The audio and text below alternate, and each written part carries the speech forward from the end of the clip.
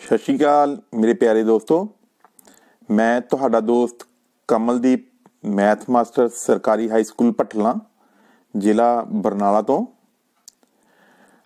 ਅੱਜ ਮੈਂ ਤੁਹਾਡੇ ਨਾਲ ਸਾਂਝਾ ਕਰਾਂਗਾ ਜਮਾਤ 10ਵੀਂ ਦਾ ਅਧਿਆਇ ਨੰਬਰ 13, ਸਤਹੀ ਖੇਤਰਫਲ ਅਤੇ ਆਇਤਨ। ਜਿਸ ਤਰ੍ਹਾਂ ਕਿ ਅਸੀਂ ਪਿਛਲੀ ਜਮਾਤ ਦੇ ਵਿੱਚ ਵੀ ਇਹ ਚੈਪਟਰ ਜੋ ਹੈ ਉਹ ਕੀਤਾ ਸੀ, ਉਸੇ ਤਰ੍ਹਾਂ ਇਸ ਕਲਾਸ ਦੇ ਵਿੱਚ ਵੀ ਸਾਡੇ ਸਿਲੇਬਸ ਦੇ ਵਿੱਚ ਜੋ ਹੈ ਇਹ ਚੈਪਟਰ ਹੈ। ਤਾਂ ਬੋਰਡ ਨੇ ਕੁਝ ਕੁ ਸਿਲੇਬਸ ਦੇ ਵਿੱਚ ਤਬਦੀਲੀ ਕੀਤੀ ਹੈ, ਜਿਸ ਦੇ ਕਰਕੇ ਜੋ ਇਸ ਦਾ ਲਾਸਟ ਪਾਰਟ ਸੀ 13.4 ਯਾਨੀ ਕਿ 13.4 ਜਿਹੜੇ ਸੀ ਉਹ ਸਿਲੇਬਸ ਵਿੱਚੋਂ ਕੱਟ ਕਰ ਦਿੱਤਾ ਗਿਆ ਹੈ। ਤਾਂ ਹੁਣ ਅਸੀਂ ਸਭ ਤੋਂ ਪਹਿਲਾਂ ਇਹ ਜੋ ਹੈ ਸਵਾਲ ਹੱਲ ਕਰਨ ਤੋਂ ਪਹਿਲਾਂ ਅਸੀਂ ਫਾਰਮੂਲੇ ਜੋ ਹਨ ਉਹਨਾਂ ਸਭ ਦੀ ਦੁਹਰਾਈ ਕਰਾਂਗੇ, ਕਿਉਂਕਿ ਜੋ ਇਹ ਸਾਹਮਣੇ ਸਭ ਤੋਂ ਪਹਿਲਾਂ ਤਾਂ ਹੀ ਸਾਡੇ ਲਈ ਆਸਾਨ ਹੋਣਗੇ ਜੇਕਰ ਸਾਨੂੰ ਸਾਰੇ ਫਾਰਮੂਲੇ ਜੋ ਹਨ ਉਹਨਾਂ ਦੀ ਚੰਗੀ ਤਰ੍ਹਾਂ ਸਮਝ ਹੋਵੇਗੀ। ਆਓ ਹੁਣ ਆਪਾਂ ਸਾਰੇ ਫਾਰਮੂਲੇ ਕਰਦੇ ਹਾਂ। ਹੁਣ ਅਸੀਂ ਜਾਣਦੇ ਹਾਂ ਕਿ ਖੇਤਰਫਲ ਹੁੰਦਾ ਕੀ ਹੈ। ਬੰਦ ਆਕ੍ਰਿਤੀਆਂ ਦੁਆਰਾ ਘਿਰੇ ਹੋਏ ਤਲ ਦੇ ਪਰਿਮਾਪ ਨੂੰ ਉਸ ਦਾ ਖੇਤਰਫਲ ਆਖਦੇ ਹਨ। ਮਤਲਬ ਜੇਕਰ ਅਸੀਂ ਇੱਕ ਸ਼ੀਟ ਲਈਏ, ਉਸ ਸ਼ੀਟ ਦੇ ਜੋ ਚਾਰੇ ਪਾਸੇ ਹਨ ਜਿਨ੍ਹਾਂ ਨਾਲ ਉਸ ਦਾ ਪਰਿਮਾਪ ਬਣਦਾ ਹੈ, ਤਾਂ ਉਸ ਦੇ ਵਿਚਾਲੇ ਜੋ ਵੀ ਤਲ ਹੈ ਉਸ ਨੂੰ ਅਸੀਂ ਉਸ ਵਸਤੂ ਦਾ ਖੇਤਰਫਲ ਕਹਾਂਗੇ। ਜਿਸ ਤਰ੍ਹਾਂ ਕਿ ਦੀਵਾਰ ਦੇ ਉੱਤੇ ਪੇਂਟ ਕੀਤਾ ਜਾ ਰਿਹਾ ਹੈ, ਤਾਂ ਜਿਸ ਵੀ ਜਗ੍ਹਾ ਦੇ ਉੱਤੇ ਪੇਂਟ ਕੀਤਾ ਜਾ ਰਿਹਾ ਹੈ ਉਹ ਉਸ ਦਾ ਖੇਤਰਫਲ ਅਖਵਾਵੇਗਾ। ਇਸ ਨੂੰ ਅਸੀਂ ਇਹ ਵੀ ਕਹਿ ਸਕਦੇ ਹਾਂ ਕਿ ਕਿਸੇ ਵੀ ਵਸਤੂ ਦੀ ਉਹ ਸਾਰੀ ਸਤਹ ਜਿਸ ਨੂੰ ਅਸੀਂ ਕਿਸੇ ਵੀ ਢੰਗ ਦੇ ਨਾਲ ਛੂ ਕੇ ਦੇਖ ਸਕਦੇ ਹੋਈਏ, ਉਹ ਉਸ ਵਸਤੂ ਦਾ ਖੇਤਰਫਲ ਅਖਵਾਵੇਗੀ। ਜੇਕਰ ਅਸੀਂ ਇੱਕ ਕਮਰੇ ਦੀ ਗੱਲ ਕਰੀਏ ਤਾਂ ਕਮਰੇ ਦੇ ਵਿੱਚ ਅਸੀਂ ਉਸ ਦੀਆਂ ਚਾਰੇ ਦੀਵਾਰਾਂ ਜੋ ਹਨ ਉਸ ਨੂੰ ਛੂ ਸਕਦੇ ਹਾਂ, ਉਸ ਦਾ ਜੋ ਫਰਸ਼ ਹੈ ਉਸ ਨੂੰ ਛੂ ਸਕਦੇ ਹਾਂ ਅਤੇ ਕਿਸੇ ਨਾ ਕਿਸੇ ਤਰੀਕੇ ਸਿਰ ਉਸ ਦੀ ਛੱਤ ਨੂੰ ਵੀ ਛੂ ਸਕਦੇ ਹਾਂ। ਤਾਂ ਇਹ ਸਾਰੀਆਂ ਸਤਹਾਂ ਜਿਹਨੂੰ ਅਸੀਂ ਛੂ ਸਕਦੇ ਹਾਂ ਉਹ ਉਸ ਵਸਤੂ ਦਾ ਖੇਤਰਫਲ ਅਖਵਾਏਗੀ। ਹੁਣ ਅਸੀਂ ਗੱਲ ਕਰਾਂਗੇ ਘਨ ਦੀ। ਘਨ ਇੱਕ ਅਜਿਹੀ ਆਕ੍ਰਿਤੀ ਜਿਹੜੀ ਕਿ 3 ਪਸਾਰੀ ਹੁੰਦੀ ਹੈ ਅਤੇ ਜਿਸ ਦੀਆਂ ਜੋ ਸਾਰੀਆਂ ਸਾਈਡਸ ਹਨ ਉਹ ਬਰਾਬਰ ਹੁੰਦੀਆਂ ਹਨ। ਯਾਨੀ ਕਿ ਅਸੀਂ ਇਹ ਵੀ ਕਹਿ ਸਕਦੇ ਹਾਂ ਕਿ ਇੱਕ ਡੱਬਾ ਜਾਂ ਇੱਕ ਕਮਰਾ ਜਿਸ ਦੀਆਂ ਸਾਰੀਆਂ ਭੁਜਾਵਾਂ ਜੋ ਹਨ ਬਰਾਬਰ ਹੋਣ। ਜਦੋਂ ਅਸੀਂ ਦੇਖਦੇ ਹਾਂ ਕਿ ਇਸ ਦੇ ਕਿੰਨੀਆਂ ਸਾਈਡਸ ਹਨ, ਕਿੰਨੇ ਫਲਕ ਬਣਦੇ ਹਨ, ਤਾਂ ਜਿਸ ਤਰ੍ਹਾਂ ਕਿ ਚਿੱਤਰ ਵਿੱਚ ਦਿਖਾਇਆ ਗਿਆ ਹੈ ਕਿ ਇਸ ਦੇ ਕੁੱਲ 6 ਫਲਕ ਬਣਦੇ ਹਨ। ਤਾਂ ਇੱਕ ਘਨ ਦੀ ਜੋ ਸਤਹ ਹੈ ਉਸ ਦੀ ਇੱਕ ਭੁਜਾ ਕਿੰਨੀ ਹੈ A, ਤਾਂ ਉਸ ਦਾ ਖੇਤਰਫਲ ਭੁਜਾ ਗੁਣਾ ਭੁਜਾ ਯਾਨੀ ਕਿ A²। ਘਨ ਦੀਆਂ ਕੁੱਲ ਕਿੰਨੀਆਂ ਸਤਹਾਂ ਹਨ? 6 ਸਤਹਾਂ ਹਨ। ਤਾਂ ਹਰੇਕ ਦਾ ਖੇਤਰਫਲ A² ਆ ਜਾਏਗਾ, ਯਾਨੀ ਕਿ ਅਸੀਂ A² ਨੂੰ 6 ਵਾਰ ਜੋੜ ਦੇਵਾਂਗੇ ਤਾਂ ਸਾਡੇ ਕੋਲ ਜੋ ਇਸ ਦਾ ਖੇਤਰਫਲ ਆ ਜਾਏਗਾ ਉਹ ਆ ਜਾਏਗਾ 6A²। ਇਸ ਤਰ੍ਹਾਂ ਅਸੀਂ ਘਨ ਦਾ ਖੇਤਰਫਲ ਜੋ ਹੈ ਪਤਾ ਕਰ ਸਕਦੇ ਹਾਂ। ਇਸ ਦੇ ਨਾਲ ਹੀ ਪਾਸਵੀ ਸਤਹ ਦਾ ਖੇਤਰਫਲ। ਪਾਸਵੀ ਸਤਹ ਕੀ ਹੁੰਦੀ ਹੈ? ਪਾਸਵੀ ਸਤਹ ਕਿਸੇ ਵਸਤੂ ਦੀਆਂ ਚਾਰੇ ਦੀਵਾਰਾਂ ਹੁੰਦੀਆਂ ਹਨ। ਜੇਕਰ ਉਸ ਵਸਤੂ ਦੀਆਂ ਚਾਰੇ ਦੀਵਾਰਾਂ ਦਾ ਖੇਤਰਫਲ ਪਤਾ ਕਰਨਾ ਹੋਵੇ ਤਾਂ ਉਸ ਨੂੰ ਅਸੀਂ ਪਾਸਵੀ ਸਤਹ ਦਾ ਖੇਤਰਫਲ ਕਹਿੰਦੇ ਹਾਂ। ਤਾਂ ਇਸ ਦੇ ਵਿੱਚ ਚਾਰੇ ਦੀਵਾਰਾਂ ਦਾ ਖੇਤਰਫਲ ਪਤਾ ਕਰਨਾ ਹੈ, ਮਤਲਬ ਇੱਕ ਜੋ ਇਸ ਦਾ ਆਧਾਰ ਹੈ ਫਰਸ਼, ਯਾਨੀ ਕਿ ਇੱਕ ਜੋ ਛੱਤ ਹੈ, ਉਹ ਦੋਨੇ ਅਸੀਂ ਵਿੱਚ ਸ਼ਾਮਲ ਨਹੀਂ ਕਰਨੇ। ਤਾਂ ਸਾਡੇ ਕੋਲ ਜੋ ਪਾਸਵੀ ਸਤਹ ਦਾ ਖੇਤਰਫਲ ਆ ਜਾਏਗਾ ਉਹ ਆ ਜਾਏਗਾ 4A²। ਇਸ ਤਰ੍ਹਾਂ ਅਸੀਂ ਪਾਸਵੀ ਸਤਹ ਦਾ ਖੇਤਰਫਲ ਪਤਾ ਕਰ ਸਕਦੇ ਹਾਂ। ਹੁਣ ਅਸੀਂ ਦੇਖਾਂਗੇ ਘਨ ਦੀਆਂ ਕੁਝ ਕੁ ਉਦਾਹਰਨਾਂ। ਜਿਸ ਤਰ੍ਹਾਂ ਕਿ ਅਸੀਂ ਤਸਵੀਰ ਵਿੱਚ ਦੇਖ ਪਾ ਰਹੇ ਹਾਂ ਕਿ ਘਰਾਂ ਵਿੱਚ ਬੱਚੇ ਜੋ ਖੇਡਣ ਦੇ ਲਈ ਡਾਈਸ ਯੂਜ਼ ਕਰਦੇ ਹਨ, ਉਹ ਇੱਕ ਘਨ ਦੀ ਪਰਫੈਕਟ ਉਦਾਹਰਨ ਹੈ। ਇਸ ਦੇ ਨਾਲ ਹੀ ਕੋਈ ਵੀ ਗਿਫਟ ਜਾਂ ਕੋਈ ਡੱਬਾ ਜਿਸ ਦੀਆਂ ਸਾਰੀਆਂ ਸਾਈਡਸ ਜੋ ਹਨ ਬਰਾਬਰ ਹੁੰਦੀਆਂ ਹਨ, ਉਹ ਵੀ ਘਨ ਦੀ ਉਦਾਹਰਨ ਹੈ। ਹੁਣ ਅਸੀਂ ਗੱਲ ਕਰਾਂਗੇ ਘਨਾਵ ਦੀ। ਘਨਾਵ ਇੱਕ ਅਜਿਹੀ ਸਤਹ ਹੁੰਦੀ ਹੈ ਜਿਸ ਦੀ ਲੰਬਾਈ, ਚੌੜਾਈ ਅਤੇ ਉਚਾਈ ਤਿੰਨੇ ਹੀ ਅਲੱਗ-ਅਲੱਗ ਹੁੰਦੀਆਂ ਹਨ। ਜਦੋਂ ਅਸੀਂ ਇਸ ਨੂੰ ਓਪਨ ਕਰਕੇ ਦੇਖਦੇ ਹਾਂ ਤਾਂ ਇਸ ਦੀਆਂ ਜੋ ਆਮੋ ਸਾਹਮਣੇ ਦੀਆਂ ਦੋ ਸਾਈਡਾਂ ਹਨ ਉਹ ਆਪਸ ਵਿੱਚ ਬਰਾਬਰ ਆ ਜਾਂਦੀਆਂ ਹਨ। ਤਾਂ ਇਹ ਇੱਕ ਤਿੰਨ ਪਸਾਰੀ ਆਕ੍ਰਿਤੀ ਹੈ। ਸਭ ਤੋਂ ਪਹਿਲਾਂ ਅਸੀਂ ਇਸ ਦੇ ਜੋ ਪਾਰਟਸ ਹਨ ਉਹ ਦੇਖਦੇ ਹਾਂ ਕਿ ਪਹਿਲਾ ਪਾਰਟ ਜੋ ਹੈ ਉਹ ਦੂਜੇ ਦੇ ਬਰਾਬਰ ਹੈ, ਤੀਜਾ ਪਾਰਟ ਜੋ ਹੈ ਉਹ ਚੌਥੇ ਦੇ ਬਰਾਬਰ ਹੈ, ਪੰਜਵਾਂ ਪਾਰਟ ਜੋ ਹੈ ਉਹ ਛੇਵੇਂ ਦੇ ਬਰਾਬਰ ਹੈ। ਤਾਂ ਜਦੋਂ ਅਸੀਂ ਇਹਨਾਂ ਨੂੰ ਧਿਆਨ ਨਾਲ ਦੇਖਦੇ ਹਾਂ ਤਾਂ ਇਹ ਸਾਡੇ ਕੋਲ ਇੱਕ ਆਇਤ ਦੇ ਰੂਪ ਵਿੱਚ ਨਜ਼ਰ ਆਉਂਦੀਆਂ ਹਨ। ਤਾਂ ਹੁਣ ਸਭ ਤੋਂ ਪਹਿਲਾਂ ਅਸੀਂ ਭਾਗ 1 ਅਤੇ 2 ਦਾ ਖੇਤਰਫਲ ਪਤਾ ਕਰਦੇ ਹਾਂ। ਭਾਗ 1 ਦੇ ਵਿੱਚ ਸਾਡੇ ਕੋਲ ਲੰਬਾਈ ਹੈ ਅਤੇ ਚੌੜਾਈ ਹੈ। ਇਸੇ ਤਰ੍ਹਾਂ ਭਾਗ 2 ਦੇ ਵਿੱਚ ਵੀ ਸਾਡੇ ਕੋਲ ਲੰਬਾਈ ਅਤੇ ਚੌੜਾਈ ਹੈ। ਤਾਂ ਆਇਤ 1 ਅਤੇ ਆਇਤ 2 ਦਾ ਖੇਤਰਫਲ ਸਾਡੇ ਕੋਲ ਆ ਜਾਏਗਾ ਲੰਬਾਈ ਗੁਣਾ ਚੌੜਾਈ ਪਲਸ ਲੰਬਾਈ ਗੁਣਾ ਚੌੜਾਈ। ਕਿਉਂਕਿ ਲੰਬਾਈ ਗੁਣਾ ਚੌੜਾਈ 2 ਵਾਰ ਸੀ, ਇਸ ਲਈ ਅਸੀਂ ਇਸ ਨੂੰ ਲਿਖ ਸਕਦੇ ਹਾਂ 2 bracket start L into B, यानी कि लंबाई गुना चौड़ाई ब्रैकेट क्लोज। इसे तरह असी जो है भाग 3 ਅਤੇ 4 ਦਾ ਖੇਤਰਫਲ ਵੀ ਪਤਾ ਕਰ ਸਕਦੇ ਹਾਂ। ਭਾਗ 3 ਅਤੇ 4 ਦੇ ਵਿੱਚ ਸਾਡੇ ਕੋਲ ਹੈ ਲੰਬਾਈ ਅਤੇ ਉਚਾਈ। ਤਾਂ ਅਸੀਂ ਇਸ ਦੇ ਵਿੱਚ ਲੰਬਾਈ ਅਤੇ ਚੌੜਾਈ ਜੋ ਹੈ, ਉਚਾਈ ਜੋ ਹੈ ਉਸ ਦੀ ਗੁਣਾ ਕਰ ਲੈਂਦੇ ਹਾਂ। ਤਾਂ ਸਾਡੇ ਕੋਲ ਆਇਤ 3 ਅਤੇ 4 ਦਾ ਖੇਤਰਫਲ ਜੋ ਆ ਜਾਏਗਾ L into H, यानी कि लंबाई गुना ऊंचाई प्लस लंबाई गुना ऊंचाई। क्योंकि 2 बार लंबाई ਅਤੇ ऊंचाई सी, इसलिए इसनों ਅਸੀਂ लिख सकते हाँ 2 bracket start L into H bracket close. ਇਸ ਤੋਂ ਬਾਅਦ ਹੁਣ ਅਸੀਂ ਜੋ ਹੈ ਸਾਡਾ ਲਾਸਟ ਪਾਰਟ ਪੰਜਵਾਂ ਅਤੇ ਛੇਵਾਂ ਜੋ ਆਇਤ ਹੈ ਉਸ ਦਾ ਖੇਤਰਫਲ ਦੀ ਗੱਲ ਕਰਦੇ ਹਾਂ। ਉਸ ਦੇ ਵਿੱਚ ਸਾਡੇ ਕੋਲ ਹੈ ਚੌੜਾਈ ਅਤੇ ਉਚਾਈ।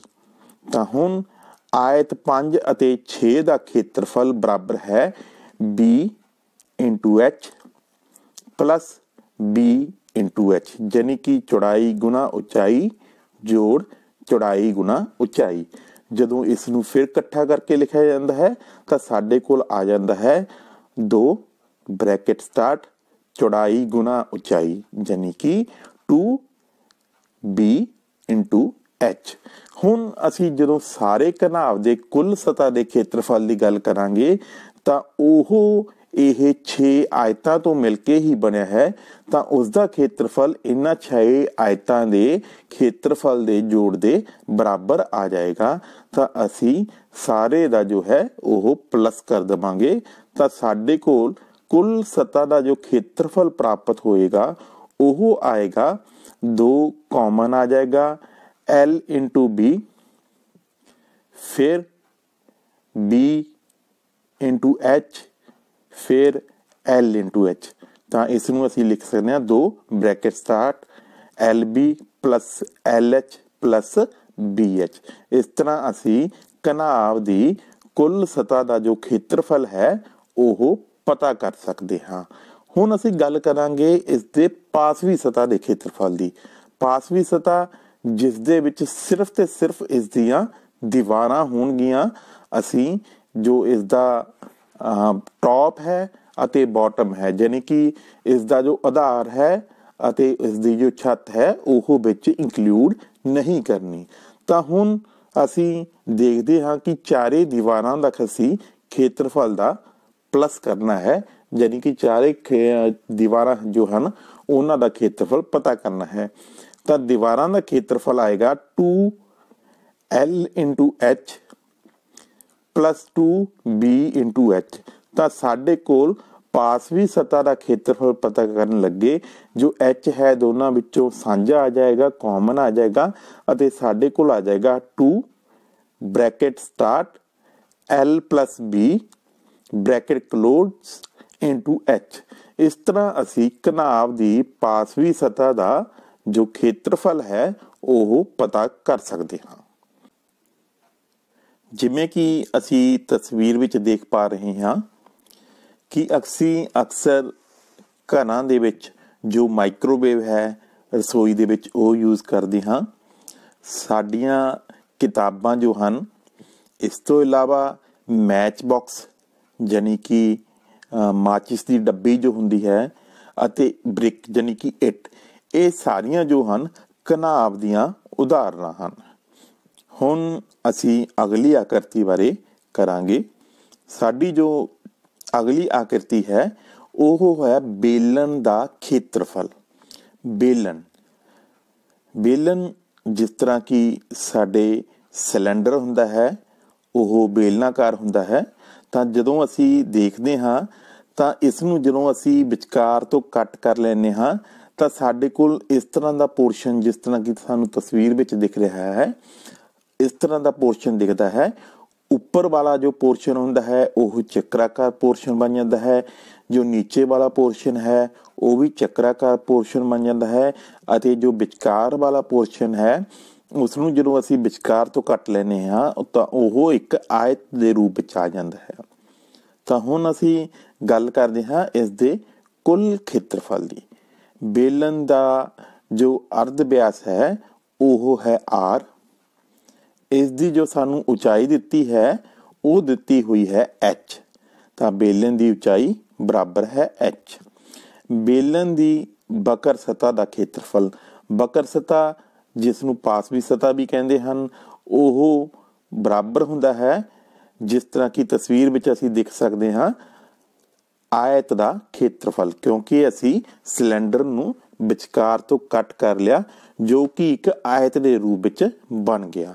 ਆਇਤ ਦਾ ਖੇਤਰਫਲ ਬਰਾਬਰ ਹੈ ਲੰਬਾਈ ਗੁਣਾ ਚੌੜਾਈ। ਚੌੜਾਈ ਦੀ ਜਗ੍ਹਾ ਤੇ ਅਸੀਂ h ਲਿਖ ਲਿਆ ਅਤੇ ਲੰਬਾਈ ਜੋ ਹੈ ਇਸ ਦੀ ਕੀ ਬਣ ਜਾਏਗੀ, ਜਿਸ ਤਰ੍ਹਾਂ ਕਿ ਤਸਵੀਰ ਵਿੱਚ ਪਹਿਲੀ ਵਿੱਚ ਦਿਖਾਇਆ ਗਿਆ ਹੈ, ਤਾਂ ਉਸ ਦੀ ਜੋ ਲੰਬਾਈ ਬਣੇਗੀ ਉਹ ਚੱਕਰਾਕਾਰ ਬਣੇਗੀ, ਜਿਸ ਨੂੰ ਕੱਟ ਕੇ ਸਿੱਧਾ ਕੀਤਾ ਗਿਆ ਹੈ, ਯਾਨੀ ਕਿ ਚੱਕਰ ਦੇ ਪਰਿਮਾਪ ਦੇ ਬਰਾਬਰ। ਇਸ ਨੂੰ ਅਸੀਂ ਲਿਖਾਂਗੇ 2πr।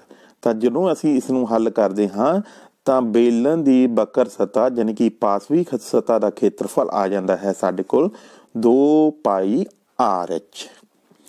ਹੁਣ ਜਦੋਂ ਅਸੀਂ ਕੁੱਲ ਸਤ੍ਹਾ ਦਾ ਖੇਤਰਫਲ ਪਤਾ ਕਰਨਾ ਹੈ ਤਾਂ ਸਾਡੇ ਕੋਲ ਜੋ ਬੇਲਣ ਦਾ ਆਧਾਰ ਹੈ ਅਤੇ ਇਸ ਦਾ ਜੋ ਸਿਖਰ ਹੈ ਉਹ ਸਾਡੇ ਕੋਲ ਵਿੱਚ ਜੁੜ ਜਾਏਗਾ। ਜਿਸ ਤਰ੍ਹਾਂ ਤਸਵੀਰ ਵਿੱਚ ਦਿਖ ਰਿਹਾ ਹੈ, ਬੇਲਣ ਦਾ ਜੋ ਆਧਾਰ ਹੈ ਇਹ ਵੀ ਇੱਕ ਚੱਕਰਾਕਾਰ ਹੈ ਅਤੇ ਜੋ ਬੇਲਣ ਦਾ ਸਿਖਰ ਹੈ ਇਹ ਵੀ ਚੱਕਰਾਕਾਰ ਹੈ। ਤਾਂ ਸਾਰੇ ਨੂੰ ਮਿਲਾਨ ਕਰਨ ਤੋਂ ਬਾਅਦ ਸਾਡੇ ਕੋਲ ਆ ਜਾਏਗਾ πr² plus 2πrh plus πr²। ਹੁਣ ਜਦੋਂ ਅਸੀਂ ਇਸ ਨੂੰ ਇਕੱਠਾ ਕਰਕੇ ਲਿਖਦੇ ਹਾਂ ਤਾਂ ਸਾਡੇ ਕੋਲ ਆ ਜਾਂਦਾ ਹੈ 2πr² ਪਲੱਸ 2πrh। ਇਸ ਦੇ ਵਿੱਚੋਂ 2πr ਜੋ ਹੈ ਉਹ ਕਾਮਨ ਆ ਜਾਏਗਾ ਅਤੇ ਸਾਡੇ ਕੋਲ ਬ੍ਰੈਕਟ ਦੇ ਵਿੱਚ ਆ ਜਾਏਗਾ r+h। ਤਾਂ ਇਸ ਤਰ੍ਹਾਂ ਬੇਲਣ ਦੀ ਕੁੱਲ ਸਤ੍ਹਾ ਦਾ ਖੇਤਰਫਲ ਸਾਡੇ ਕੋਲ ਆ ਜਾਂਦਾ ਹੈ 2πr ਬ੍ਰੈਕਟ ਸਟਾਰਟ r+h। ਇਸ ਤਰ੍ਹਾਂ ਅਸੀਂ ਬੇਲਣ ਦੀ ਪਾਸਵੀ ਸਤ੍ਹਾ ਅਤੇ ਕੁੱਲ ਸਤ੍ਹਾ ਦਾ ਖੇਤਰਫਲ ਜੋ ਹੈ ਪਤਾ ਕਰ ਸਕਦੇ ਹਾਂ। ਹੁਣ ਅਸੀਂ ਬੇਲਣ ਦੀਆਂ ਕੁਝ ਉਦਾਹਰਨਾਂ ਲੈਂਦੇ ਹਾਂ। ਜਿਸ ਤਰ੍ਹਾਂ ਕਿ ਅਸੀਂ ਰੋਜ਼ਾਨਾ ਜੀਵਨ ਦੇ ਵਿੱਚ ਜੋ ਸਾਡੇ ਰਿਮੋਟਸ ਹਨ ਉਹਨਾਂ ਦੇ ਵਿੱਚ ਸੈੱਲ ਯੂਜ਼ ਕਰਦੇ ਹਾਂ। ਸਾਡੇ ਘਰਾਂ ਦੇ ਵਿੱਚ ਗੈਸ ਸਿਲੰਡਰ ਯੂਜ਼ ਕੀਤੇ ਜਾਂਦੇ ਹਨ। ਅਕਸਰ ਕਲਾਸ ਦੇ ਵਿੱਚ ਪੜ੍ਹਾਈ ਦੌਰਾਨ ਜੋ ਸਾਡੇ ਚੌਕ ਯੂਜ਼ ਕੀਤੇ ਜਾਂਦੇ ਹਨ, ਇਹ ਸਾਰੇ ਜੋ ਹਨ ਬੇਲਣ ਦੇ ਬਹੁਤ ਵਧੀਆ ਉਦਾਹਰਨ ਹਨ। ਇਸੇ ਤਰ੍ਹਾਂ ਅਸੀਂ ਆਪਣੀ ਆਲੇ ਦੁਆਲੇ ਦੀ ਜ਼ਿੰਦਗੀ ਵਿੱਚੋਂ ਜਦੋਂ ਦੇਖਦੇ ਹਾਂ ਤਾਂ ਸਾਨੂੰ ਬੇਲਨਾਕਾਰ ਆਕ੍ਰਿਤੀ ਦੀਆਂ ਹੋਰ ਵੀ ਬਹੁਤ ਸਾਰੀਆਂ ਉਦਾਹਰਨਾਂ ਮਿਲ ਜਾਣਗੀਆਂ। ਹੁਣ ਅਸੀਂ ਅਗਲੀ ਆਕ੍ਰਿਤੀ बारे जो गल करांगे वो साडी आकृति है गोला। गोला एक अजिही आकृति हुंदी है जिहड़ी कि 3 पसारी हुंदी है, यानी कि इसकी लंबाई चौड़ाई अते उचाई सारी साइड्स ते हुंदी है अते सारे पासे नूं इह चक्राकार आकृति दे विच हुंदा है।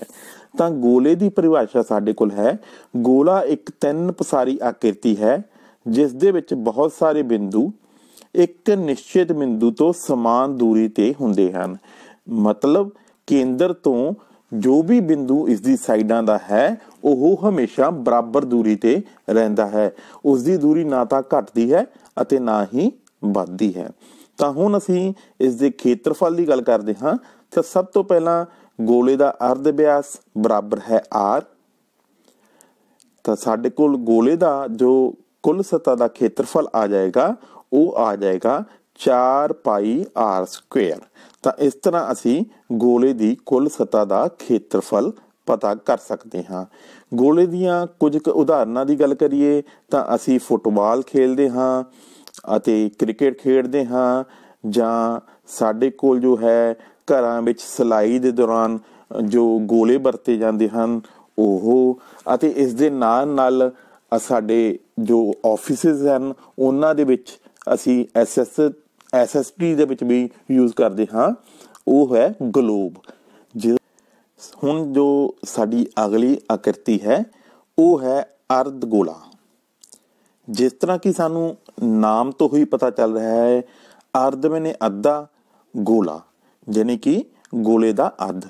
जदों असी एक गोलाकार आकृति नूं 2 बराबर भागां विच वंड लैंदे हाँ तो साडे कोल जो आकृति प्राप्त हुंदी है उसनूं असी कहने हाँ अर्ध गोला।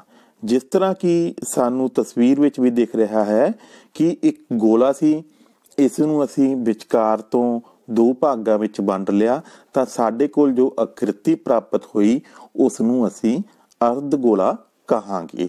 हुण इस अर्ध गोले दे भी 2 तरह के खेत्रफल हो सकते हैं।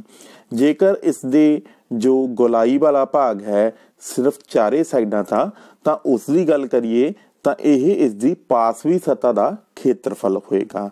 अते इस दे नाल जेकर जो इसका आधार है जो कि विचाले तो कट्टिया गया है इसनूं भी जोड़ लिया जाए तो वह इसकी कुल सतह का खेत्रफल होवेगा।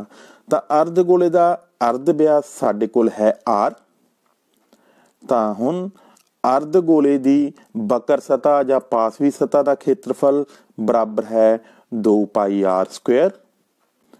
हुण जिस तरह की तस्वीर विच असीं देख पा रहे हाँ तो पासवी सतह सिर्फ तो सिर्फ साइडां की गल सीगी, पर इस दे नाल जो इसका आधार है असीं वो भी विच लिया तो साडे कोल आ गया 2 pi R square plus pi R square, क्योंकि जो नीचे वाला पार्ट कट्टिया होया सी वो भी साडे कोल चक्राकार पार्ट सी अते चक्कर का खेत्रफल हमेशा 2 पाई हमेशा पाई आर स्क्वेयर हुंदा है। तो असी इसनूं लिखिया 2 pi R square plus pi R square. जदों असी इसनूं हल करते हाँ तो साडे कोल आ जांदा है 3 पाई आर स्क्वेयर। इस तरह असी अर्ध गोले की कुल सतह का खेत्रफल पता कर सकते हाँ। इसकी जो सब तो वधिया एग्जाम्पल साडे कोल है वो है असी घरां दे विच अक्सर कटोरी यूज करते हाँ खाने के लिए ओह, अते इस दे नाल जदों असी बाजार दे विच जाने हाँ तो जो आइसक्रीम वाला है वो भी सानू जो आइसक्रीम जिस स्कोप दे नाल पाउंदा है वो भी अर्ध गोलाकार हुंदी है। साडी जो अगली आकृति है वो है हुण शंकु।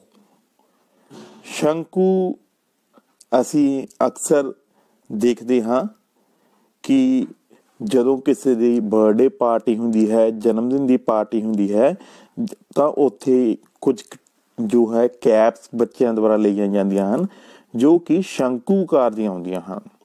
तो हुण शंकु की गल करते हाँ तो साडे कोल शंकु का अर्ध व्यास है आर अते उचाई है एच। शंकु विच भी 2 तरह का खेत्रफल हो सकता है, एक पासवी सतह का अते एक इस दे नाल कुल सतह का। ਪਾਸਵੀ ਸਤ੍ਹਾ ਵਿੱਚ ਸਿਰਫ ਸਾਈਡਾਂ ਦਾ ਖੇਤਰਫਲ ਆ ਜਾਏਗਾ ਅਤੇ ਕੁੱਲ ਸਤ੍ਹਾ ਦੇ ਵਿੱਚ ਜੋ ਇਸ ਦਾ ਆਧਾਰ ਹੈ ਉਸ ਦਾ ਖੇਤਰਫਲ ਵੀ ਵਿੱਚ ਐਡ ਕੀਤਾ ਜਾਏਗਾ। ਤਾਂ ਹੁਣ ਪਾਸਵੀ ਸਤ੍ਹਾ ਦੀ ਗੱਲ ਕਰੀਏ ਤਾਂ ਪਾਸਵੀ ਸਤ੍ਹਾ ਦਾ ਖੇਤਰਫਲ ਜੋ ਸਾਡੇ ਕੋਲ ਹੈ ਉਹ ਆਏਗਾ ਪਾਈ ਆਰ ਐਲ। ਤਾਂ ਹੁਣ ਸਭ ਤੋਂ ਪਹਿਲਾਂ ਐਲ ਕੀ ਚੀਜ਼ ਹੈ? ਐਲ ਹੈ ਸਾਡੇ ਕੋਲ ਤਿਰਛੀ ਉਚਾਈ। ਐਲ ਸਾਡੇ ਕੋਲ ਹੈ ਤਿਰਛੀ ਉਚਾਈ। ਇਸ ਨੂੰ ਪਤਾ ਕਰਨ ਦਾ ਜੋ ਫਾਰਮੂਲਾ ਹੈ ਉਹ ਹੈ ਸਾਡੇ ਕੋਲ R square plus H square ਸਾਰੇ ਦਾ ਸਕੁਏਅਰ ਰੂਟ, ਯਾਨੀ ਕਿ ਅਰਧ ਵਿਆਸ ਦਾ ਵਰਗ ਪਲਸ ਉਚਾਈ ਦਾ ਵਰਗ, ਦੋਨਾਂ ਦਾ ਜੋੜ ਕੀਤਾ ਅਤੇ ਉਸ ਦਾ ਅਸੀਂ ਸਕੁਏਅਰ ਰੂਟ ਯਾਨੀ ਕਿ ਵਰਗਮੂਲ ਲੈ ਲੈਣਾ ਹੈ। ਹੁਣ ਜਦੋਂ ਕੁੱਲ ਸਤ੍ਹਾ ਦੇ ਖੇਤਰਫਲ ਦੀ ਗੱਲ ਕਰਦੇ ਹਾਂ ਤਾਂ ਨੀਚੇ ਵਾਲਾ ਜੋ ਪਾਰਟ ਹੈ ਚੱਕਰਾਕਾਰ ਪਾਰਟ ਜੋ ਹੈ ਉਹ ਵੀ ਵਿੱਚ ਐਡ ਹੋ ਜਾਏਗਾ। ਤਾਂ ਜੋ ਚੱਕਰਾਕਾਰ ਪਾਰਟ ਦਾ ਖੇਤਰਫਲ ਸੀ ਉਹ ਸਾਡੇ ਕੋਲ ਸੀ ਪਾਈ ਆਰ ਸਕੁਏਅਰ। ਤਾਂ ਸਾਡੇ ਕੋਲ ਕੁੱਲ ਸਤ੍ਹਾ ਦਾ ਖੇਤਰਫਲ ਆ ਗਿਆ ਪਾਈ ਆਰ ਐਲ ਪਲਸ ਪਾਈ ਆਰ ਸਕੁਏਅਰ। ਹੁਣ ਜਦੋਂ ਅਸੀਂ ਇਸ ਨੂੰ ਅੱਗੇ ਦੇਖਦੇ ਹਾਂ ਤਾਂ ਅੱਗੇ ਇਸ ਨੂੰ ਹੱਲ ਕਰਨ ਸਮੇਂ ਇਸ ਦੇ ਵਿੱਚੋਂ ਪਾਈ ਆਰ ਜੋ ਹੈ ਕਾਮਨ ਆ ਜਾਂਦਾ ਹੈ ਤਾਂ ਸਾਡੇ ਕੋਲ ਖੇਤਰਫਲ ਆ ਜਾਂਦਾ ਹੈ pi R bracket start R plus L. ਇਸ ਤਰ੍ਹਾਂ ਅਸੀਂ ਜੋ ਸ਼ੰਕੂ ਹੈ ਉਸ ਦੀ ਕੁੱਲ ਸਤ੍ਹਾ ਦਾ ਖੇਤਰਫਲ ਜੋ ਹੈ ਪਤਾ ਕਰ ਸਕਦੇ ਹਾਂ। ਇਸ ਦੀਆਂ ਕੁਝ ਕੁ ਉਦਾਹਰਨਾਂ, ਜਿਸ ਤਰ੍ਹਾਂ ਕਿ ਅਸੀਂ ਗਾਰਡਨ ਦੇ ਵਿੱਚ ਜਾਂਦੇ ਹਾਂ ਤਾਂ ਉੱਥੇ ਜੋ ਕਟਿੰਗ ਕੀਤੀ ਹੁੰਦੀ ਹੈ ਕਈ ਪਲਾਂਟਸ ਦੀ ਉਹ ਜੋ ਹੈ ਸਾਡੇ ਕੋਲ ਸ਼ੰਕੂਕਾਰ ਦੀ ਹੁੰਦੀ ਹੈ। ਇਸੇ ਤਰ੍ਹਾਂ ਸਾਡੇ ਕੋਲ ਜੋ ਆਈਸਕ੍ਰੀਮਸ ਹੁੰਦੀਆਂ ਹਨ ਕਈ ਉਹ ਵੀ ਸ਼ੰਕੂਕਾਰ ਦੀਆਂ। ਇਸ ਤੋਂ ਇਲਾਵਾ ਜੋ ਜਨਮ ਦਿਨ ਤੇ ਬੱਚਿਆਂ ਦੁਆਰਾ ਕੈਪਸ ਲਈਆਂ ਜਾਂਦੀਆਂ ਹਨ ਉਹ ਵੀ ਜੋ ਹਨ ਸ਼ੰਕੂ ਦੇ ਆਕਾਰ ਦੀਆਂ ਹੁੰਦੀਆਂ ਹਨ। ਵੱਖ ਆਕ੍ਰਿਤੀਆਂ ਦੇ ਸੂਤਰ ਜਾਣਨ ਤੋਂ ਬਾਅਦ ਆਓ ਹੁਣ ਅਸੀਂ ਕਰਦੇ ਹਾਂ ਕਿ ਇਹਨਾਂ ਨੂੰ ਸਵਾਲ ਦੇ ਵਿੱਚ ਕਿਵੇਂ ਅਸੀਂ ਅਪਲਾਈ ਕਰਨਾ ਹੈ, ਕਿਵੇਂ ਇਹਨਾਂ ਦੀ ਵਰਤੋਂ ਕਰਨੀ ਹੈ। ਤਾਂ ਸਭ ਤੋਂ ਪਹਿਲੀ ਜੋ ਐਗਜ਼ਾਮਪਲ ਸਾਡੇ ਕੋਲ ਹੈ ਉਸ ਦੇ ਵਿੱਚ ਸਾਨੂੰ ਕਿਹਾ ਗਿਆ ਹੈ ਕਿ ਰਾਹੁਲ ਨੇ ਆਪਣੇ ਬਗੀਚੇ ਵਿੱਚ ਇੱਕ ਪੰਛੀ ਇਸ਼ਨਾਨ ਘਰ ਬਣਾਇਆ ਹੈ। ਪੰਛੀਆਂ ਦੇ ਲਈ ਕੋਈ ਇਸ਼ਨਾਨ ਘਰ ਬਣਾਇਆ ਗਿਆ ਹੈ ਜੋ ਕਿ ਇੱਕ ਖੋਖਲੇ ਬੇਲਣ ਦੇ ਆਕਾਰ ਦਾ ਹੈ ਅਤੇ ਇਸ ਦੇ ਇੱਕ ਸਿਰੇ ਉੱਤੇ ਅਰਧ ਗੋਲਾਕਾਰ ਬਰਤਨ ਬਣਿਆ ਹੋਇਆ ਹੈ। ਬੇਲਣ ਦੀ ਉਚਾਈ 1.45 ਮੀਟਰ ਹੈ ਅਤੇ ਇਸ ਦਾ ਅਰਧ ਵਿਆਸ 30 ਸੈਂਟੀਮੀਟਰ ਹੈ। ਇਸ ਪੰਛੀ ਇਸ਼ਨਾਨ ਘਰ ਦੀ ਸੰਪੂਰਨ ਸਤ੍ਹਾ ਦਾ ਖੇਤਰਫਲ ਜੋ ਹੈ ਉਹ ਪਤਾ ਕਰਨਾ ਹੈ। ਜਿਸ ਤਰ੍ਹਾਂ ਅਸੀਂ ਤਸਵੀਰ ਵਿੱਚ ਦੇਖ ਪਾ ਰਹੇ ਹਾਂ ਤਾਂ ਸਾਡੇ ਕੋਲ ਇਸ ਤਰ੍ਹਾਂ ਦੀ ਇੱਕ ਆਕ੍ਰਿਤੀ ਬਣ ਜਾਂਦੀ ਹੈ ਅਤੇ ਜਿਸ ਦੀ ਕੁੱਲ ਉਚਾਈ ਜੋ ਹੈ 1.45 ਮੀਟਰ ਹੈ ਅਤੇ ਅਰਧ ਵਿਆਸ ਜੋ ਹੈ 30 ਸੈਂਟੀਮੀਟਰ ਹੈ। ਜਿਵੇਂ ਕਿ ਅਸੀਂ ਦੇਖ ਪਾ ਰਹੇ ਹਾਂ 1 ਮੀਟਰ ਵਿੱਚ ਹੈ, 1 ਸੈਂਟੀਮੀਟਰ ਵਿੱਚ ਹੈ। ਅਸੀਂ ਦੋਨਾਂ ਨੂੰ ਇੱਕੋ ਜਿਹਾ ਕਰ ਲਵਾਂਗੇ। ਤਾਂ ਸਭ ਤੋਂ ਪਹਿਲਾਂ ਅਸੀਂ ਲਿਖਾਂਗੇ ਬੇਲਨਾਕਾਰ ਦਾ ਅਰਧ ਵਿਆਸ ਜੋ ਹੈ 30 ਸੈਂਟੀਮੀਟਰ ਅਤੇ ਬੇਲਣ ਦੀ ਉਚਾਈ ਬਰਾਬਰ ਹੈ 1.45 ਸੈਂਟੀਮੀਟਰ ਜਾਂ ਇਸ ਨੂੰ ਲਿਖਾਂਗੇ 145 ਸੈਂਟੀਮੀਟਰ। ਅਰਧ ਗੋਲੇ ਦਾ ਅਰਧ ਵਿਆਸ ਬਰਾਬਰ ਹੈ 30 ਸੈਂਟੀਮੀਟਰ। ਤਾਂ ਹੁਣ ਇਸ ਦਾ ਕੁੱਲ ਖੇਤਰਫਲ ਕਿਉਂਕਿ ਜਦੋਂ ਬੇਲਨਾਕਾਰ ਸਾਨੂੰ ਦੱਸਿਆ ਹੋਇਆ ਹੈ ਉਹ ਖੋਖਲਾ ਹੈ ਤਾਂ ਅਸੀਂ ਬੇਲਣ ਦਾ ਖੇਤਰਫਲ ਜੋ ਪਾਸਵੀ ਸਤ੍ਹਾ ਦਾ ਹੈ ਉਹ ਪਤਾ ਕਰਾਂਗੇ। ਉਸ ਦੇ ਵਿੱਚ ਜੋ ਹੈ ਸਾਡੇ ਕੋਲ ਅਰਧ ਗੋਲਾ ਉਸ ਦਾ ਖੇਤਰਫਲ ਵਿੱਚ ਜੋੜ ਦੇਵਾਂਗੇ। ਤਾਂ ਹੁਣ ਅਸੀਂ ਜਦੋਂ ਅੱਗੇ ਕਰਦੇ ਹਾਂ ਤਾਂ ਪੰਛੀ ਦੇ ਇਸ਼ਨਾਨ ਘਰ ਦਾ ਸੰਪੂਰਨ ਖੇਤਰਫਲ ਬਰਾਬਰ ਹੈ ਅਰਧ ਗੋਲੇ ਦੀ ਵਕਰ ਸਤ੍ਹਾ ਦਾ ਖੇਤਰਫਲ ਪਲਸ ਬੇਲਣ ਦੀ ਵਕਰ ਸਤ੍ਹਾ ਦਾ ਖੇਤਰਫਲ। ਅਰਧ ਗੋਲੇ ਦੀ ਵਕਰ ਸਤ੍ਹਾ ਦਾ ਖੇਤਰਫਲ ਯਾਨੀ ਕਿ ਅਰਧ ਗੋਲੇ ਦਾ 2 ਪਾਈ ਆਰ ਸਕੁਏਅਰ ਅਤੇ ਬੇਲਣ ਦੀ ਵਕਰ ਸਤ੍ਹਾ ਦਾ ਖੇਤਰਫਲ ਬਰਾਬਰ ਹੈ 2 ਪਾਈ ਆਰ ਐਚ। ਜਦੋਂ ਅਸੀਂ ਇਹਨਾਂ ਫਾਰਮੂਲਿਆਂ ਦੇ ਵਿੱਚੋਂ ਦੇਖਦੇ ਹਾਂ ਤਾਂ 2 ਪਾਈ ਆਰ ਜੋ ਹੈ ਸਾਡੇ ਕੋਲ ਸਾਂਝਾ ਆ ਜਾਂਦਾ ਹੈ, ਕਾਮਨ ਆ ਜਾਂਦਾ ਹੈ ਅਤੇ ਬ੍ਰੈਕਟ ਦੇ ਵਿੱਚ ਬਚ ਜਾਂਦਾ ਹੈ ਆਰ ਪਲਸ ਐਚ। ਤਾਂ ਸਾਡੇ ਕੋਲ ਆ ਜਾਏਗਾ 2 pi R bracket start R plus H. ਸਾਨੂੰ ਆਰ ਅਤੇ ਐਚ ਦਾ ਮੁੱਲ ਦਿੱਤਾ ਹੋਇਆ ਹੈ ਅਤੇ ਪਾਈ ਦਾ ਮੁੱਲ ਜਿਵੇਂ ਸਾਨੂੰ ਪਤਾ ਹੀ ਹੈ ਕਿ 22/7 ਹੁੰਦਾ ਹੈ। ਤਾਂ ਅਸੀਂ ਜੋ ਇਹ ਮੁੱਲ ਹਨ ਉਹ ਇਹਨਾਂ ਦੇ ਵਿੱਚ ਇਸ ਸੂਤਰ ਦੇ ਵਿੱਚ ਭਰ ਦੇਵਾਂਗੇ। ਤਾਂ ਸਾਡੇ ਕੋਲ ਆ ਜਾਏਗਾ 2 ਗੁਣਾ 22/7 ਗੁਣਾ 30 ਬ੍ਰੈਕਟ ਸਟਾਰਟ 30 ਪਲਸ 145। ਤਾਂ ਹੁਣ 30 ਅਤੇ 145 ਜੋ ਬ੍ਰੈਕਟ ਵਿੱਚ ਹਨ, ਸਭ ਤੋਂ ਪਹਿਲਾਂ ਇਹਨਾਂ ਦਾ ਜੋੜ ਕਰਾਂਗੇ ਤਾਂ ਸਾਡੇ ਕੋਲ ਆ ਜਾਏਗਾ 2 ਗੁਣਾ 22/7 ਗੁਣਾ 30 ਗੁਣਾ 175। ਤਾਂ ਜੋ 22/7 ਇਸ ਦੇ ਵਿੱਚ ਹਰ ਦੇ ਵਿੱਚ 7 ਹਨ, ਉਹ 175 ਨਾਲ ਡਿਵਾਈਡ ਹੋ ਸਕਦੇ ਹਨ। ਅਤੇ ਜਦੋਂ ਅਸੀਂ ਇਸ ਨੂੰ ਡਿਵਾਈਡ ਕਰਦੇ ਹਾਂ ਤਾਂ ਸਾਡੇ ਕੋਲ 175 ਦੀ ਜਗ੍ਹਾ ਤੇ 25 ਆ ਜਾਂਦਾ ਹੈ। ਤਾਂ ਸਾਡੇ ਕੋਲ ਆ ਜਾਏਗਾ 2 ਗੁਣਾ 22 ਗੁਣਾ 30 ਗੁਣਾ 25। ਤਾਂ ਇਸ ਤਰ੍ਹਾਂ ਅਸੀਂ ਜਦੋਂ ਅੱਗੇ ਇਸ ਨੂੰ ਮਲਟੀਪਲਾਈ ਕਰਾਂਗੇ ਤਾਂ ਸਾਡੇ ਕੋਲ ਪੰਛੀ ਇਸ਼ਨਾਨ ਘਰ ਦੀ ਸੰਪੂਰਨ ਸਤ੍ਹਾ ਦਾ ਖੇਤਰਫਲ ਆ ਜਾਏਗਾ 33,000 ਸੈਂਟੀਮੀਟਰ ਸਕੁਅਰ। ਇਸ ਤਰ੍ਹਾਂ ਅਸੀਂ ਜੋ ਦਿੱਤਾ ਹੋਇਆ ਪੰਛੀ ਇਸ਼ਨਾਨ ਘਰ ਹੈ ਉਸ ਦਾ ਸੰਪੂਰਨ ਸਤ੍ਹਾ ਦਾ ਖੇਤਰਫਲ ਪਤਾ ਕਰ ਸਕਦੇ ਹਾਂ। ਜੇਕਰ ਅਸੀਂ ਇਸ ਨੂੰ ਮੀਟਰ ਸਕੁਅਰ ਦੇ ਵਿੱਚ ਵੀ ਕਨਵਰਟ ਕਰਨਾ ਚਾਹੀਏ ਤਾਂ ਉਹ ਵੀ ਕਰ ਸਕਦੇ ਹਾਂ। ਉਸ ਦੇ ਲਈ ਸਾਨੂੰ ਜੋ ਹੈ ਇਸ ਨੂੰ 2 ਵਾਰ 100 ਦੇ ਨਾਲ ਡਿਵਾਈਡ ਕਰਨਾ ਪਏਗਾ ਤਾਂ ਕਿ ਉਹ ਮੀਟਰ ਸਕੁਅਰ ਵਿੱਚ ਕਨਵਰਟ ਹੋ ਜਾਏ। ਇਸ ਤੋਂ ਬਾਅਦ ਹੁਣ ਅਸੀਂ ਕਰਦੇ ਹਾਂ ਘਰ ਦਾ ਕੰਮ। ਪਿਆਰੇ ਬੱਚੋ, ਅੱਜ ਅਸੀਂ ਅਲੱਗ-ਅਲੱਗ ਆਕ੍ਰਿਤੀਆਂ ਦੇ ਜੋ ਸੂਤਰ ਹਨ ਖੇਤਰਫਲ ਪਤਾ ਕਰਨ ਦੇ, ਉਹ ਸਿੱਖੇ ਹਨ। ਤਾਂ ਹੁਣ ਅਸੀਂ ਘਰੋਂ ਇਹਨਾਂ ਦੀ ਦੁਹਰਾਈ ਕਰਨੀ ਹੈ ਤਾਂ ਕਿ ਭਵਿੱਖ ਵਿੱਚ ਤੁਹਾਨੂੰ ਇਹ ਸਵਾਲ ਜੋ ਹਨ ਕਰਨੇ ਆਸਾਨ ਲੱਗਣ। ਤਾਂ ਆਸ ਕਰਦਾ ਹੈ ਕਿ ਤੁਹਾਨੂੰ ਅੱਜ ਦੇ ਲੈਕਚਰ ਵਿੱਚ ਜੋ ਵੀ ਕੀਤਾ ਗਿਆ ਕੰਮ ਹੈ ਚੰਗੀ ਤਰ੍ਹਾਂ ਸਮਝ ਲੱਗਿਆ ਹੋਵੇਗਾ। ਕੱਲ ਫੇਰ ਮਿਲਾਂਗੇ, ਤਦ ਤੱਕ ਸਾਰਿਆਂ ਦੇ ਲਈ ਮੇਰੇ ਵੱਲੋਂ ਪਿਆਰ ਭਰੀ ਸਤਿ ਸ਼੍ਰੀ ਅਕਾਲ।